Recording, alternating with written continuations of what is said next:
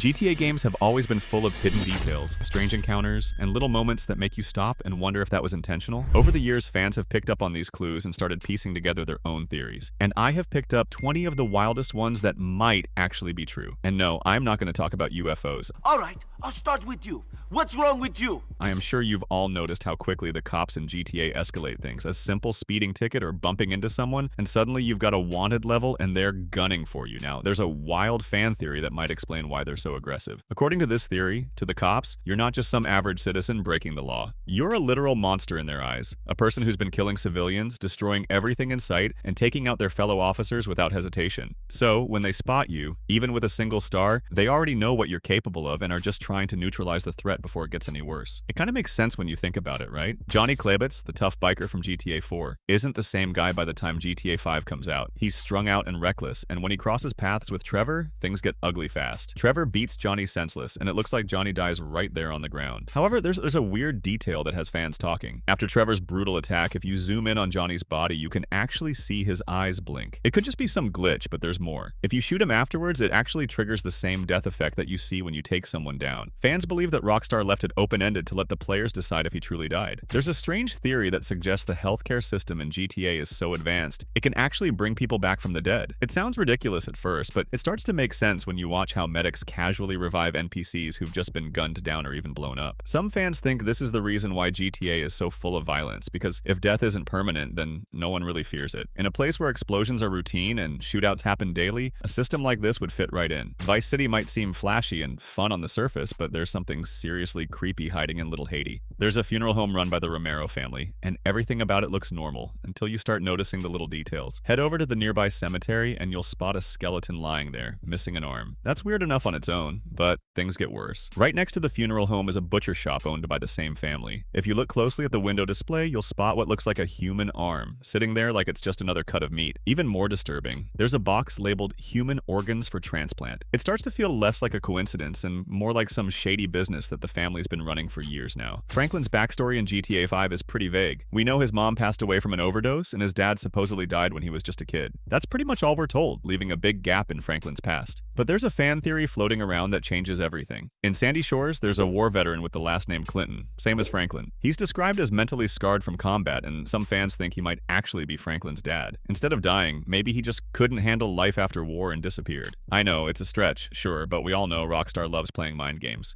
Pow pow! You're dead. Bro, Goof just got you in the head.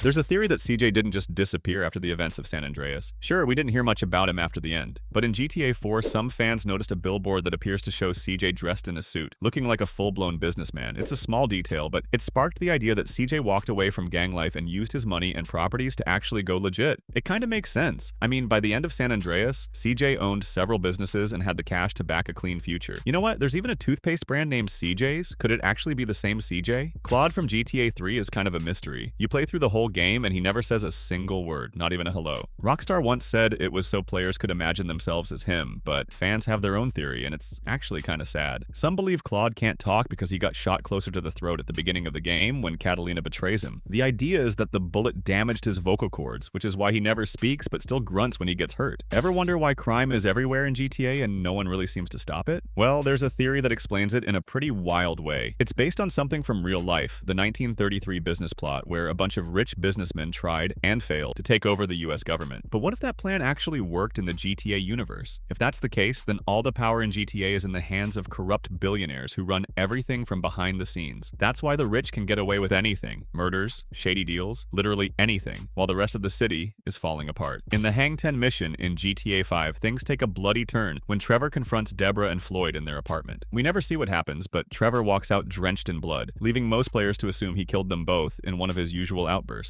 However, there's a better theory that suggests it was actually Debra who killed Floyd. The idea is that Floyd pulled a knife during the argument, threatening them both. Debra reacted by stabbing him, and then Trevor, now in full rage mode, turned the knife on her. You even learn about this event in the news next day that one of the victims was stabbed multiple times. If you've played any GTA game, you've probably noticed something strange. There are no kids anywhere. Not in the streets, not in cars, not even walking with parents, except for Michael's family, of course. It's like they don't exist. While it's pretty clear Rockstar avoids including including children because of how violent the games are, fans have cooked up some fun ideas to explain it in-game. One theory suggests all the kids are tucked away in fancy private schools, like Bulworth Academy from Bully. They think their parents across San Andreas and Vice City have shipped their kids off to keep them away from the insanity. In GTA 5, there's a fortune-telling machine called Nazar Speaks, and it's more than just a fun little sideshow, but fans quickly noticed it's actually referencing Madame Nazar from Red Dead Redemption 2, and it doesn't stop there. If you pay close attention, the machine sometimes drops a phone number. Call it, and a woman answers. You were looking for me? Yes.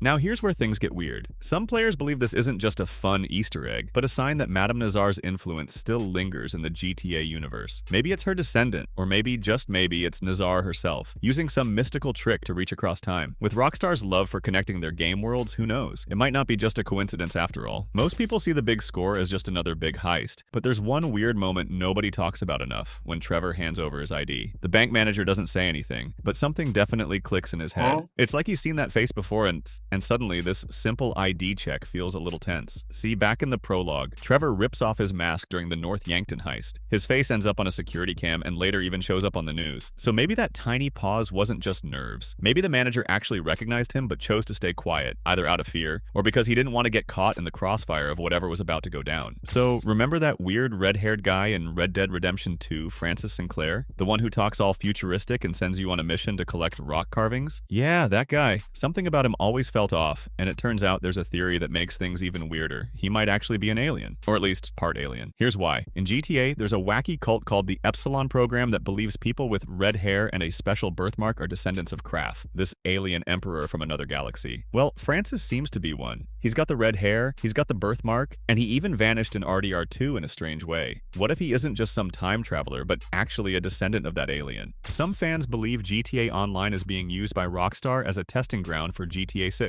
By tracking player behavior and reactions to new features, Rockstar is gathering valuable data on what works and what doesn't. Of course, we're not going to get the same thing, but we could see more engaging heists thanks to GTA Online. However, there are a few things that might just come directly from online. Take a look at this scene here. A gang member has a tattoo that matches one found in GTA Online. This could be a hint that Rockstar is using online as a testing phase, bringing elements of it into the next game, or at least experimenting with what works for future titles. During GTA 5's opening heist, Brad takes a bullet and goes down, something that sets off a chain of events that affects every main character. But some fans think his death wasn't just bad luck, it might have been a total accident. According to this theory, the shot that hit Brad was actually meant for Trevor. If you rewatch the scene, the way the bullet travels makes it look like Trevor was the real target. Brad just happened to move into the line of fire at the worst possible time. It's one of those what-if moments that changes everything. If Brad hadn't stepped forward, maybe Trevor wouldn't have survived that snowy day in North Yankton. If you've ever explored the ocean floor in GTA 5, you might have come across a strange bunker hidden beneath the waves. It's not just some random underwater thing, there's something off about it. The lights inside glow like someone's still living down there, and there's this weird tapping noise you can hear as you get closer.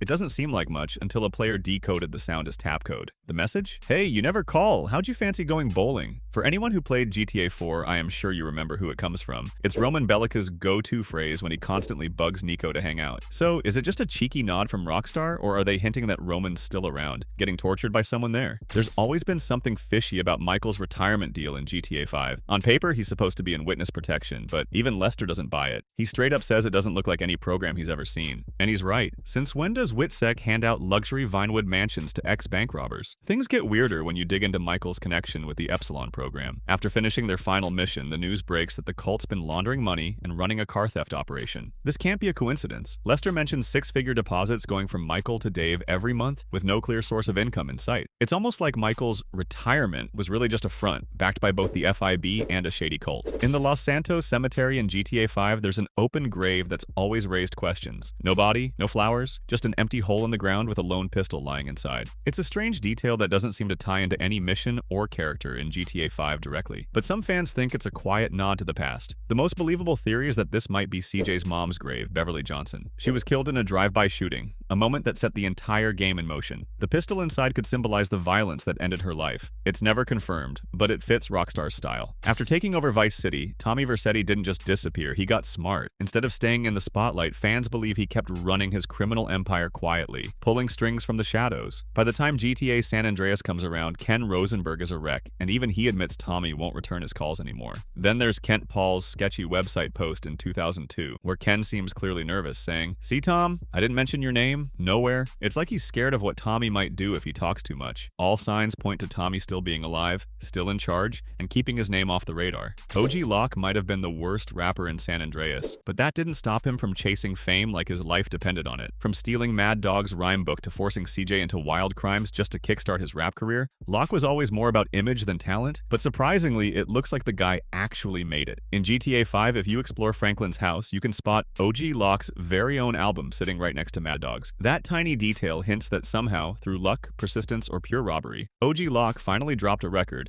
and found some level of success. Now, these were just a handful of the many insane GTA theories that fans have come up with. If you are looking for more dark ones, check out this video right here. Let me know if you have theories of your own down in the comments section.